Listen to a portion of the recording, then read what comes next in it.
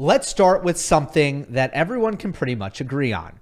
That in Novak Djokovic's last two defeats to Jannik Sinner at the Australian Open and to Luca Nardi at Indian Wells, he has played nowhere near his usual level. And arguably, even outside of those two particular matches, there have been some reasons for concern about Novak's tennis.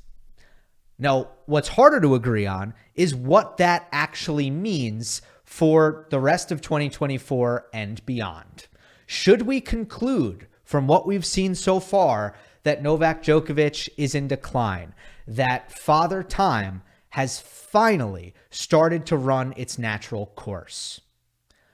Before I talk about what I think of this question, let's cover a few ways that you can lose the forest for the trees when trying to evaluate this, because you can do it on both ends of the spectrum.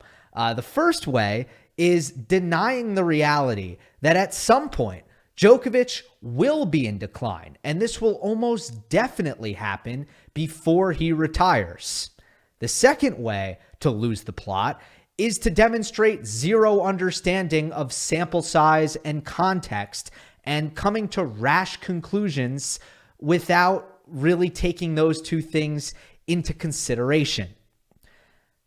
I like to think that I can fall somewhere in between. And I also like to think that falling somewhere in between gives me the best possible chance of answering this question correctly. At the end of this video, I'm going to tell you at what point I think we'll know the answer to the question that I will make the title of this video: is Novak Djokovic in decline? Because that point, the point in which we can answer that, is not right now. So let's talk about it. Sample size and context. And we'll begin with the Australian Open. The loss to Sinner in the semifinal was his first bad loss at a major since 2018. His second loss of any kind in the last 6 slams. He is coming off of a 3-major season and a year-end number 1. You won't find a single data scientist on the planet who could look at that and see a downward trend there. It just doesn't exist. Context? He was sick throughout the tournament, and while his level was improving up until the semifinal, and that led many, including me, to kind of cast aside any concerns about illness heading into the match, it is still really unclear if he ever got over the illness or if he had some sort of relapse of the illness, as some reports out of Serbia suggested. Indian Wells. Now, from a sample size perspective, this is a significant development. 2 bad losses, 2 poor showings is a lot more, especially consecutively, than 1 bad showing. It literally doubled. That is significant. Here's where context does much more of the heavy lifting, because in reality, when it comes to the Australian Open, I think sample size does a lot more of the heavy lifting than context. The illness thing is kind of mysterious and a little bit theoretical, but this is not. This is a fact, what I'm about to say. It's March. It's March. And that is the only context that I need to de-emphasize the importance of what we saw from Novak Djokovic at Indian Wells. Novak hasn't been to the semifinals of Indian Wells, Miami, or Monte Carlo since 2016.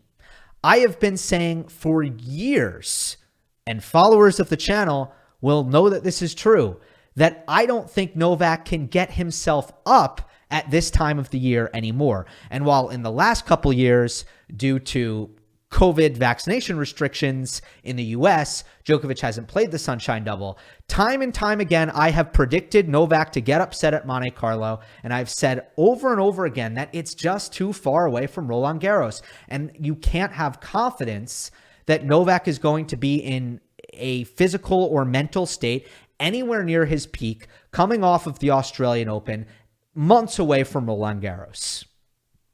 He has said that the majors are his motivational North Star, and that physically and mentally, his energy is dedicated to peaking for those 8 weeks.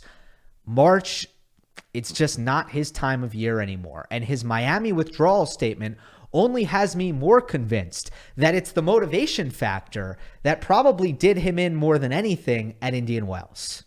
At this stage of my career, I'm balancing my private and professional schedule. I'm sorry that I won't experience some of the best and most passionate fans in the world.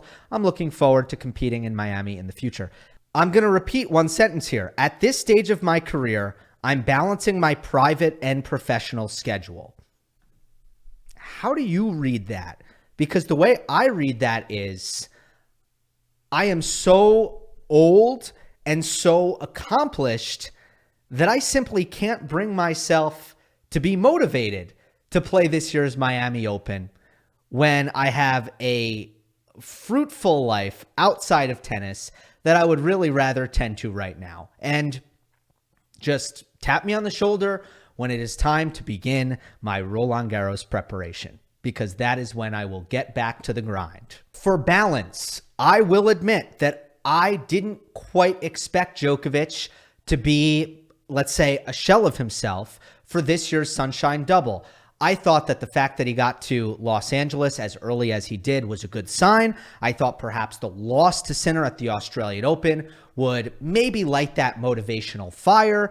And I felt that perhaps the fact that he hadn't played it in several years would give him that extra spark, a little bit of a boost to be better than he has been in past years over the course of the Sunshine swing. So I was wrong about that. But broadly speaking, the day that I jumped to conclusions about Novak Djokovic's long-term prospects based on what he does in March and the first couple weeks of April is the day I turn in my tennis analyst card. It just isn't smart to do. It could have fooled you in 2018. It could have fooled you in 2019. And as far as his Monte Carlo performances are concerned, it could have fooled you the last couple years. That's for sure, right? Don't do it. Don't read into it. When Djokovic says, I peak for the slams, believe him. All of this is to say that we don't know yet.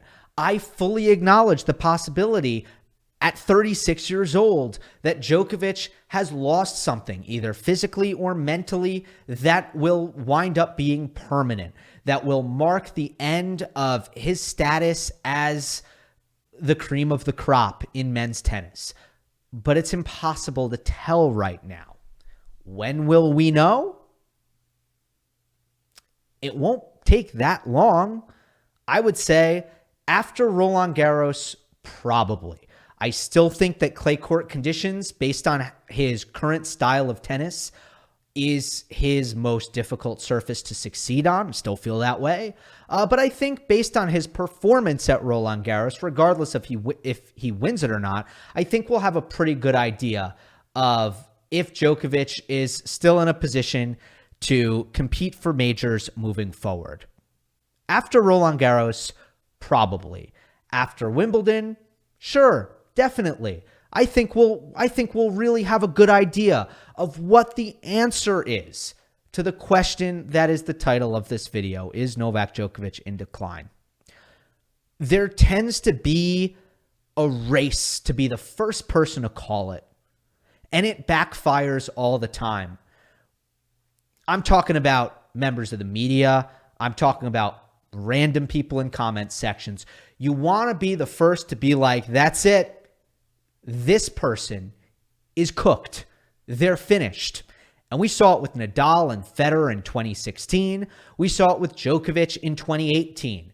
God knows we saw it with Tom Brady and LeBron James and Peyton Manning as they drifted into their mid-30s. Any modern ageless wonder who happens to have a bad patch is immediately met with sensationalistic takes that, well, 1 + 1 equals done. You're old, you struggled for a second, so you're done. And look, if you declare them done over and over and over again, eventually you're going to be correct. But if you want to be correct the first time, you're much better off waiting for way better evidence than what it is we currently have in regards to Novak Djokovic. Hope you enjoyed. Don't forget to subscribe. I'll see you next time.